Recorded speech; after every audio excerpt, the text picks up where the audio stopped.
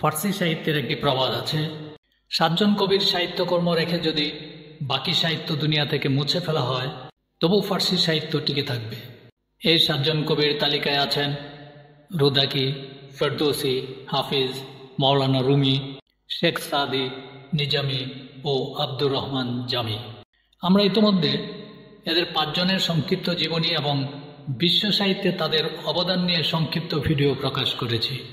আজ ফার্সি কবিতার সর্বশ্রেষ্ঠ রোমান্টিক মহাকাব্যের কবি হিসেবে পরিচিত কবি নিজামির সংক্ষিপ্ত জীবনী ও বিশ্ব সাহিত্যে তার অবদান তুলে ধরার চেষ্টা করব। আসসালামু আলাইকুম। নিজামি ছিলেন দ্বাদশ শতাব্দীর একজন মুসলিম কবি। নিজামিকে ফার্সি সাহিত্যের সর্বশ্রেষ্ঠ রোমান্টিক মহাকাব্যের কবি হিসেবে বিবেচনা করা হয়, যিনি ফার্সি মহাকাব্যে একটি কথোপকথন এবং বাস্তববাদী শৈলী নিয়ে এসেছিলেন। আফগানিস্তান, আজারবাইজান, ইরান, কুর্দিস্তান এবং তাজিকিস্তানে তার কাব্য ব্যাপকভাবে সমাদৃত। রুদাকি, শেখ সাদি, হাফেজ, সিরাজি, মাওলানা রুমি, মাওলানা আব্দুর রহমান জামি, আবুল কাসেম ফেরদৌসি প্রমুখের সাথে অপর যে ফার্সি কবি বিশ্ব জয় করেছেন তিনি হলেন প্রেমের গল্প বলা রহস্যজ্ঞানী কবি নিজামি। দ্বাদশ শতাব্দীর ফার্সি ভাষার অসাধারণ কবি হিসেবে তিনি গণমানুষের বুলি, কথ্য ভাষা ও গল্পধারাকে কবিতায় রূপায়িত করে প্রেমের সৌধমালা রচনা করেন। ফার্সি ভাষা ও কবিতাকে বিশ্ব দরবারে অমরত্ব দানে যেসব কবির অবদান চিরস্মরণীয় হয়ে থাকবে তাদের আসরে নিজামির আসন সোনার অলঙ্কারে মোড়ানো। দুঃখজনক হলেও সত্য, মহাকবি হাফিজের মতো নিজামির জীবন সম্পর্কে বিস্তারিত জানার সুযোগ একেবারে সীমিত। তার বর্ণাঢ্য জীবন সম্পর্কে যেটুকু জানা যায় তার সূত্র সাহিত্যকর্ম।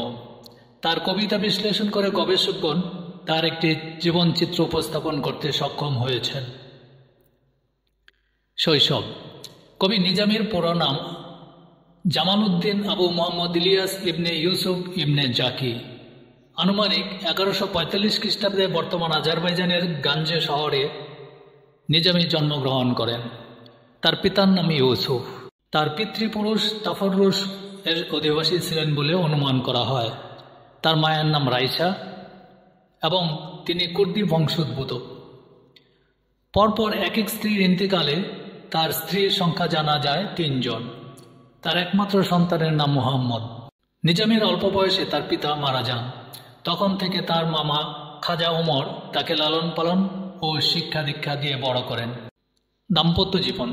নিজামি 3 বার বিয়ের পিঁড়িতে বসেন। প্রথম স্ত্রীর নাম আফাক। দারবান্দ এর শাসক বাহারাম শাহ এই কৃতদাসী বালিকাকে নিজামের জন্য উপহার হিসাবে পাঠিয়েছিলেন। তিনি তাকে বিবাহ বন্ধনে আবদ্ধ করে নেন। তার সবচেয়ে প্রিয়তমা এই স্ত্রীর ঘরেই একমাত্র সন্তান মোহাম্মদ জন্ম লাভ করে। নিজামি যখন তার খসরু ও শেরিন কাব্য রচনা সমাপ্ত করেন তখন আফাক তার কাছ থেকে চিরবিদায় গ্রহণ করেন। সে সময় মোহাম্মদের বয়স 7 বছর ছিল। আশ্চর্যের বিষয় হল নিজামির আরও 2 জন স্ত্রী যৌবনকালে মৃত্যুবরণ করেন, আর 3 জনেরই মৃত্যু হয় তার একটি করে কাব্য রচনা সমাপ্ত হওয়ার পরে। তাই তো কবি বলে ওঠেন, হে আল্লাহ, কেন প্রত্যেক কাব্যগ্রন্থের জন্য আমাকে একটি করে স্ত্রী উৎসর্গ করতে হবে। শিক্ষা দীক্ষা। নিজামি একাধারে একজন পণ্ডিত কবি, গীতিকার এবং সংবেদনশীল শৈলীর মাস্টার। নিজামির অসাধারণ শিক্ষা নিয়ে কোনো সন্দেহ নেই। নিজামি প্রাচীনকালের অধিকাংশ জ্ঞানী মনীষীর মতো প্রচলিত বুদ্ধিবৃত্তিক ও পুঁথিগত জ্ঞানে পারদর্শী ছিলেন। সাহিত্য ও আরবি ভাষা বিষয়ক জ্ঞানে ব্যুৎপত্তি, আধ্যাত্মিকতা, চিন্তা, দর্শন, চরিত্র বিজ্ঞান, উদ্ভিদবিদ্যা, কোরআনিক ব্যাখ্যা, হাদিস, ফিকা ও ইতিহাস শাস্ত্রে যুগের শ্রেষ্ঠ জ্ঞানীদের প্রথম কাতারে ছিলেন এবং মানব সভ্যতায় যারা যুগে যুগে অবদান রেখেছেন তাদের মধ্যে সামিল হয়েছেন। আধ্যাত্মিক জ্ঞান ছাড়াও গণিত, পদার্থবিজ্ঞান ও জ্যোতির্বিজ্ঞানে তার পারদর্শিতা তার কবিতার মধ্যে পরিস্ফুট হয়ে আছে, যার ফলে তিনি হাকিম নিজামি বা তত্ত্বজ্ঞানী কবি নিজামি হিসাবেও সমধিক পরিচিত। আধ্যাত্মিকতার প্রতি বিশেষ আকর্ষণ কবি নিজামিকে নির্জনতা অবলম্বন এবং জাগতিক ভোগবিলাসের প্রতি উদাসীন করেছিল বলে প্রতীয়মান হয়। ফলে তিনি রাজা বাদশাদের দরবার ও আনুকূল্য গ্রহণ থেকে দূরে থাকতেন। তিনি কেবল প্রাক ইসলামিক এবং ইসলামিক ইরানের মধ্যেই নয়, বরং ইরান এবং সমগ্র প্রাচীন বিশ্বের মধ্যেও সেতুবন্ধন তৈরি করেছিলেন। রচনাবলী। নিজামী ফার্সি কাব্য সাহিত্যের এক অমর জলজলের তারকা। ফার্সি কাব্য সাহিত্যে নিজামীর অবদান কালোত্তীর্ণ হয়ে আছে এবং তা কখনো অবলুপ্ত হবে না। ফার্সি সাহিত্যের সমজদার ও বিশেষজ্ঞরা বলে থাকেন, যতদিন এই পৃথিবী টিকে থাকবে ততদিন ফেরদৌসির শাহনামা, নিজামীর পাঞ্চগঞ্জ, আব্দুর রহমান জামির হাফতাওরং আর রুমির মসনবী মহাকালের ঘর্ষণেও মুছে যাবে না। নিজামীর সবচেয়ে বড় কাব্যকীর্তি খামসায়ে নিজামী, যা পাঞ্চগঞ্জের নিজামী বলেও পরিচিত। আরবিতে খামসা অর্থ ৫ আর ফার্সিতে বলা হয় পাঞ্চ। গাঞ্জ এর অর্থ ধনভাণ্ডার। নানা উপাখ্যান নিয়ে গীতি কবিতার এই বিশাল ভাণ্ডারে বয়াত বা দ্বিপদীর সংখ্যা ২০,০০০ ছাড়িয়ে যাবে। এই অনন্য সৃষ্টি নিজামীকে বিশ্ব সাহিত্যে অমর করে রেখেছে। খামসা রচনার জন্য নিজামী তার জীবনের ৩০টি বছর অতিবাহিত করেন। খামসার অন্তর্ভুক্ত ৫টি কাব্যগ্রন্থ হচ্ছে মাখজানুল আসরার, রহস্যসমূহের ভাণ্ডার। এটি ফার্সি ভাষায় শিক্ষামূলক সাহিত্যের এক উজ্জ্বল নমুনা। এতে রয়েছে আনুমানিক ২২৬০টি দ্বিপদী শ্লোক এবং তা ২০টি অধ্যায়ে বিন্যস্ত। এর মূল বিষয়বস্তু চরিত্র, উপদেশ ও হিকমত বা তত্ত্বজ্ঞান। ৫৭০ হিজরিতে তার বয়স যখন ৪০-এর কোটায়, তখন আধ্যাত্মিক ভাবধারার এই কাব্যগ্রন্থটি রচনা তিনি সমাপ্ত করেন। খসরু ও শিরিন। আর্মেনিয়ার রাজকুমারী শিরিন শাহদুক্তের প্রতি সামানি বাদশাহ খসরু পারভেজের প্রেমের আলেখ্য নিয়ে রচিত। ৫৭৬ হিজরিতে গ্রন্থটি রচনা সমাপ্ত করেন। এই কাব্যগ্রন্থের দ্বিপদী শ্লোকের সংখ্যা ৬৫০০। লাইলি ও মজনুন। নিজামীর আগেও ফার্সি কবিতা ও সাহিত্যে লাইলি মজনুনের চর্চা ছিল, কিন্তু নিজামী প্রথমবারের মতো লাইলি ও মজনুন এর প্রেম কাহিনীকে একটিমাত্র কাব্যগ্রন্থে গ্রন্থিত করেন, যার কলেবর ৪৫০০ দ্বিপদী শ্লোক। আরবের জাহিলি যুগে সাদের মেয়ে লাইলির সাথে আমেরি গোত্রের কায়েস আমেরি বা মজনুন এর মর্মস্পর্শী বেদনাময় প্রেমের আলেখ্য নিয়ে এই কাব্যগ্রন্থটি রচিত। তিনি মাত্র ৪ মাসে এই কাব্যগ্রন্থটি রচনা করেন। এই কাব্যগ্রন্থের ছন্দরীতি অভিনব। এ কারণে নিজামীর পরে বহু ফার্সি কবি তার অনুকরণে প্রেম কাব্য রচনার উদ্যোগ নিয়েছেন।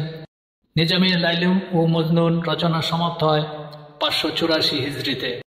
সিকান্দারনামা। এই কাব্যটির প্রথম খণ্ড বা ইকবালনামায় এসেছে আলেকজান্ডারের বিজয় অভিযানের সাফল্য, আর এ কাব্যের দ্বিতীয় খণ্ড তথা শরাফনামেতে তুলে ধরা হয়েছে আলেকজান্ডারের জীবন দর্শন। এতে দ্বিপদী শ্লোকের সংখ্যা ১০,৫০০। হাফত পায়কর। এটি মূলত বাহরামগুরের উপকথা রীতিকথা। নিজামীর ৫ কাব্য সিরিজের সর্বশেষ কাব্য হচ্ছে হাফত পেইকার বা সাতরানীর মুখ। এ কাব্য বাহরামনামা ও হেফত গোম্বাত নামেও পরিচিত। রসালো এই কাব্য কাহিনীতে তুলে ধরা হয়েছে সাসানীয় সম্রাট বাহরাম ও তার ৭ স্ত্রীর কাহিনী। তার ৭ রানীর একজন ছিলেন ভারতের, একজন চীনের, একজন খাওয়ারিজমের, একজন রাশিয়ার ও পারস্যের, এবং বাকিরা ছিলেন পশ্চিমা দেশগুলোর। আর প্রত্যেক রানীর জন্যই সম্রাট বাহরাম তাদের নিজ নিজ দেশের অনুকরণে প্রাসাদ তৈরি করে দিয়েছিলেন। সম্রাট প্রত্যেকের ঘরে এক রাত করে থাকতেন এবং সেই রাতে রানী তার নিজের তৈরি গল্প সম্রাটকে শোনাতেন। সংক্ষেপে এই হচ্ছে হাফত পেইকারের কাহিনী। কাহিনী শেষে থাকত বাহরামের নিষ্ঠুর ও অবিচারপূর্ণ শাসনের বর্ণনা বা ব্যাখ্যা এবং তার মৃত্যুর পরিণতি। খামসার অন্তর্ভুক্ত প্রতিটি গ্রন্থ কাব্যকলা, অলঙ্কার শাস্ত্র ও মিষ্ট ভাষায় উজ্জ্বল নক্ষত্রের ন্যায় দেদীপ্যমান। এর মধ্যে মাখজানুল আসরার হচ্ছে রচনার দিক থেকে সবচেয়ে পুরানো, আর রচনা শৈলীর বিচারে সর্বোত্তম হল খসরু ও শিরিন। এর বাইরে আছে দেওয়ান বা কাব্যগ্রন্থ।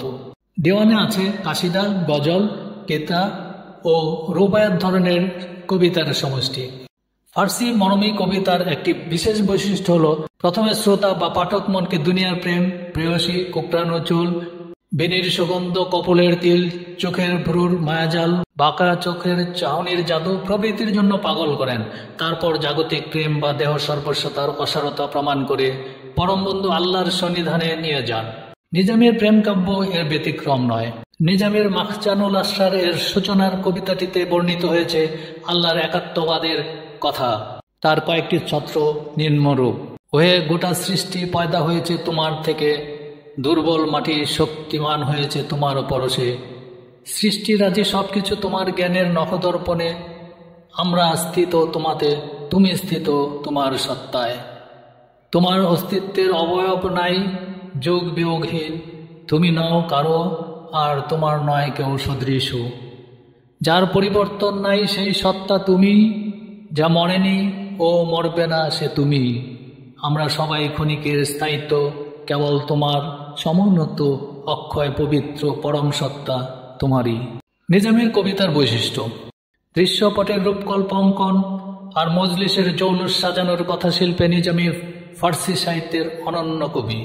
আনন্দঘন মুহূর্তের মধুর চিত্রায়নে তার সমকক্ষ দ্বিতীয়জন নেই। তার ভাষা মধুর, শব্দমালা নরম নাজুক চিত্তাকর্ষক, বাচনভঙ্গি হৃদয়গ্রাহী। গবেষকরা বলেছেন তিনি কোনো বীরগাথা রচনা করতে গিয়েও রসের অবতারণা করে বসেন। এক কথায় ফার্সি গীতিকবিতা ও গল্প রচনায় নিজামী অপ্রতিদ্বন্দ্বী। তার উপমা উৎপ্রেক্ষাগুলি মনোজ্ঞ, শৈল্পিক ও রূপকল্পে আকীর্ণ। নিসর্গের আবহ ও সরেজমিন চিত্রায়নে তার পারঙ্গমতা ঈর্ষণীয়। তবে জ্ঞান বিজ্ঞান, ধর্মীয় বা আরবি ভাষা ও সাহিত্যের বর্ণনায় গিয়ে তার ভাষা অনেক গভীর, কারো কারো কাছে জটিল ও কঠিন বলেও প্রতীয়মান হতে পারে। নিজামীর কাব্যশৈলীর কারণে তার পরের অনেক শ্রেষ্ঠ কবি তার অনুকরণে প্রেম কাব্য রচনার প্রয়াস পেয়েছেন। যেসব শক্তিমান কবি তার অনুকীর্তিতে কাব্য রচনা করেছেন, আব্দুর রহমান জামি ও আমির খসরু দেহলভি তাদের অন্যতম। উভয়ের রচিত লাইলি ও মজনুন কাব্যগ্রন্থ বিশ্ব সাহিত্যের অনন্য অলঙ্কার। বাংলা পুঁথি সাহিত্যে দৌলত উজির বাহারাম খান রচিত লাইলি মজনুন কাব্য মূলত কবি নিজামী বা কবি মৌলানা আব্দুর রহমান জামির লাইলি ও মজনুন নামক কাব্যের ভাবানুবাদ। ইন্তেকাল: নিজামী নিজের নিবাস গঞ্জের বাইরে কোথাও সফর করেননি। শুধু বাদশাহ কাজাল আরসালান এর আমন্ত্রণে গঞ্জের অন্তর্গত একটি এলাকায় একবার মাত্র সফর করেছিলেন। তিনি 63 বছর বয়সে নিজ জন্মস্থান গঞ্জে 608 হিজরি মোতাবেক 1209 খ্রিস্টাব্দে ইন্তেকাল করেন। সেখানেই তার সমাধি অবস্থিত। ধন্যবাদ।